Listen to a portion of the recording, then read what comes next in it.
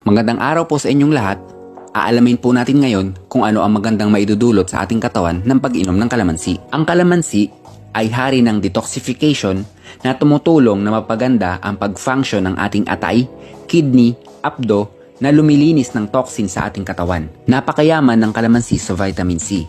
At ang vitamin C ay mainam na immune system booster ng katawan. Dahil mataas ang citric level ng kalamansi, ito ay nakatutulong na maibsan ang plema sa ating baga. Ang cancer na dulot ng free radical ay kaya ding labanan ng vitamin C na nanggagaling sa kalamansi. Dahil sa taglay nitong yaman sa fiber, kaya din itong mapababa ang blood sugar at ma-maintain ang cholesterol level, lipid at insulin ng taong diabetic. Napapalakas din ito ang metabolismo at tinatanggal ang toxin sa katawan ng tao. Dahil nga napapalakas ng kalamansi ang metabolismo ng tao ay nagagawa nitong masunog ng mabilis ang taba sa ating katawan. Kasabay nito ang paglinis ng mga organ system upang mag-function ng maayos na magiging resulta sa pagsunog ng ating calories. Nakatutulong din ito upang maiwasan ang kidney stone. Ang mataas na ascorbic acid mula dito ay may kakayanan din mag-produce ng bagong tissue sa ating katawan na magiging resulta sa magandang kutis. And that's 1 minute. Salamat po!